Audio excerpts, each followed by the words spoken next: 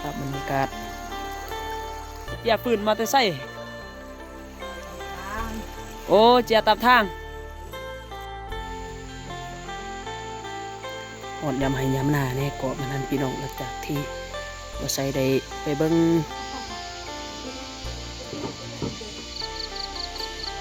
กดเลย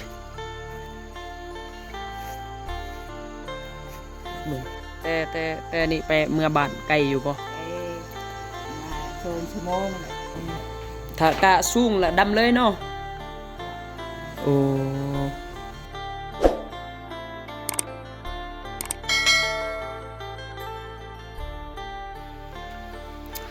กับสวัสดีเอฟซีของพ่อไส้เบิร์ดสู้ผู้สู้คนเดิมเนาะยินดีต้อนรับเก่ากับสู้สองบาไซสนบทเราคือเก่าคือเดิมนะพี่น้องเลยหลังจากที่บาไซได้ให้หน้าให้ตาไปเป็นเวลาต้นเติบพี่น้องเอ้ยบาไซบ่ได้อัดคลิปลงให้สวิสเนาะเฮาได้เบิ่งได้ส้มนะพี่น้องเนาะมื้อนี้ได้มีเวลาโอกาสพี่น้องตอนนี้บาไซกำลังย่างไปท้องหน้าได้พี่น้องเอ้ย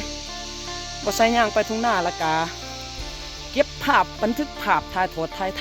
ำให้พี่สุน้องได้เบิ่งวิถีชีวิตพี่น้องช่วงนี้กำลังได้ลงให้ลงหน้าแล้วพี่น้องเนาะบางคนก็ได้ตกกะบางคนก็ได้ไถนาบ่ใส่กันเลยมีเวลาโอกาสให้สุพิสุดองเขาได้เบิ่งได้ชมภาพบรรยากาศคือเก่าพี่น้องพบกับบ่ใส่ถึงบ่ใส่สิให้หน้าให้ตาไปดนกะรู้สึกคิดฮอดพี่น้อง FC อยู่ทางYouTube คือเก่าเลยพี่น้องเพราะว่าเหตุผลที่บ่ใส่บ่ได้ลงคลิปต่อเนื่องก็เนื่องจากว่าบ่ใส่ก็บ่มีเวลาเลยพี่น้องคือเห็นเลยพี่น้องบ่ใส่อยู่กับแม่2คนพี่น้องสิเฮ็ดเวียกเฮ็ดงานก็มีแต่เฮ็ดเวียกเฮ็ดงานนะพี่น้องเนาะบ่มีเวลาอัดคลิปถ่ายคลิปถ่ายทอดถ่ายทำให้ชีวิตพี่น้องเฮาได้เบิ่งพี่น้องยามว่างก็ได้ลงยามบ่ว่างก็เฮ็ดเวียกส่วนตัวเนาะพี่น้องเนาะมีหยังก็อย่าลืมเด้อพี่น้องเด้อ FC ที่เข้ามารับเบิ่งรับชมคลิปของบ่ใส่เบิดสู่ผู้สู่คนบ่ว่าพี่น้องที่อยู่ทางฝั่งไทยฝั่งลาวหรือพี่น้องเขาที่อยู่ทางเมืองนอกเนาะต่างประเทศสหรัฐอเมริกาแคนาดาไปจังซี่ก็อย่าลืมฝากเป็นกำลังใจให้บ่ใส่นะเพิ่นเนาะบ่ใส่คนตาดำๆพี่น้องแล้วก็สิพาพี่พาน้องให้ได้เบิ่งบรรยากาศถ่ายทอดถ่ายทำโอเคทุกคนอย่าลืมเด้อฝากเป็นกำลังใจบ่ใส่โดยการกดไลค์กดแชร์กดติดตามช่องบ่ใส่เพื่อแจ้งเตือนคลิปใหม่ๆนะพี่น้องเนาะโอเคทุกคนไปเบิ่งไปส้มกันเลยพี่น้องไป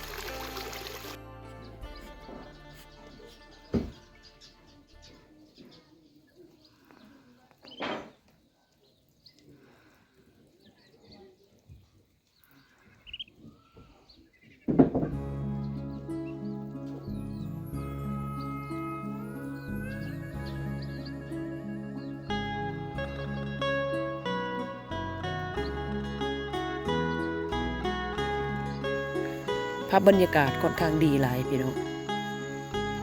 เด็กเอาคนเลย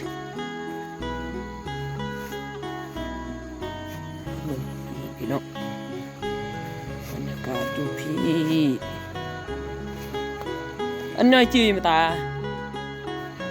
อันน้อยจีหอยเซ่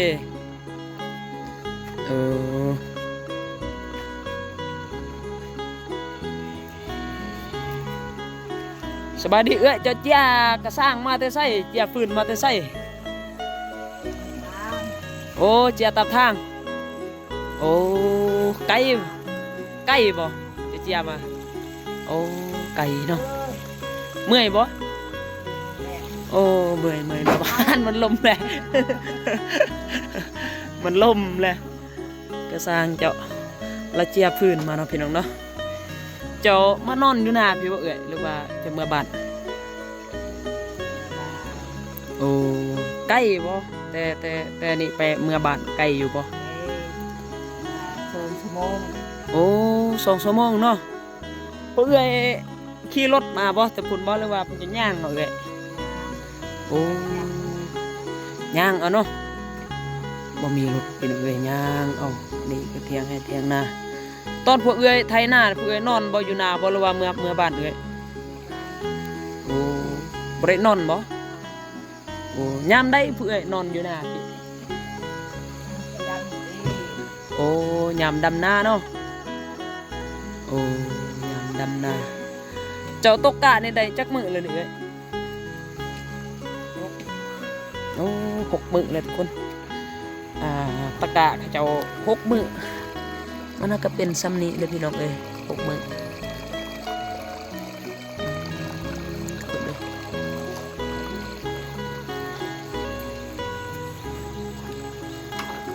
ภาพบรรยากาศอยู่ตรงให้ตรงนาหลายก่อนพี่น้อง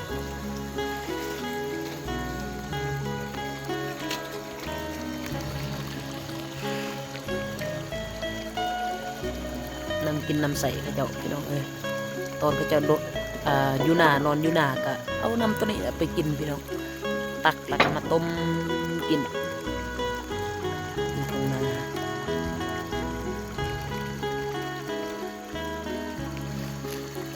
ภาพบรรยากาศค่อนข้างดีหลายพี่น้องเอ้ยเรือนซานบ้านซองกะชิประมาณนี้พี่น้อง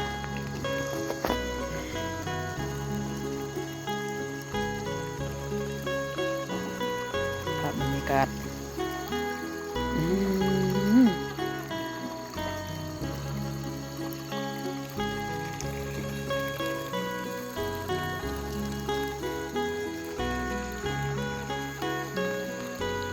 ไปอยู่ทางในพี่น้องมาเบิ่งทางในเบิ่ง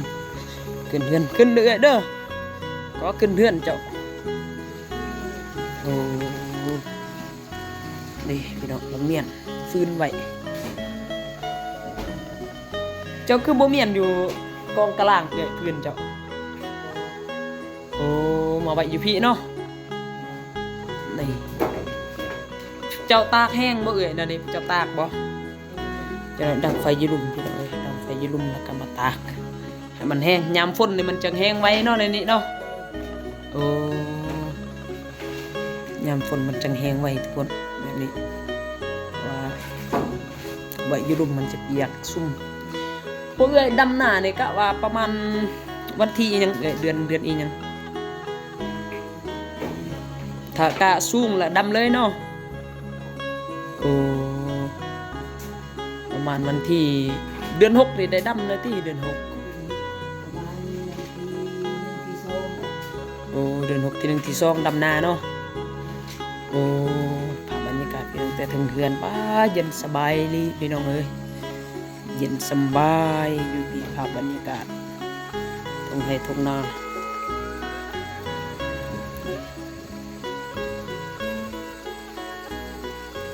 ชมวิวครับพี่วิทย์เลย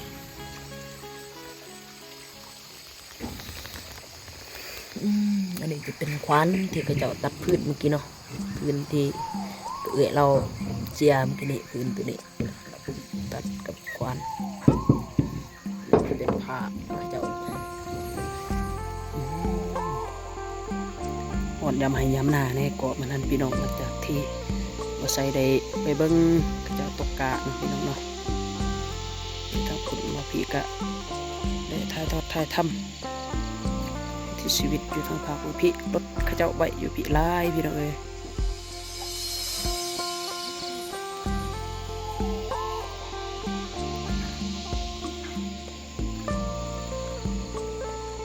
ภาพบรรยากาศ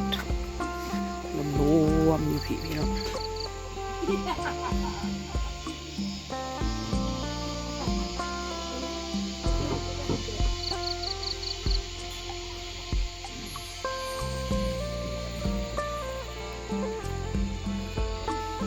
นอนอยู่นาบ่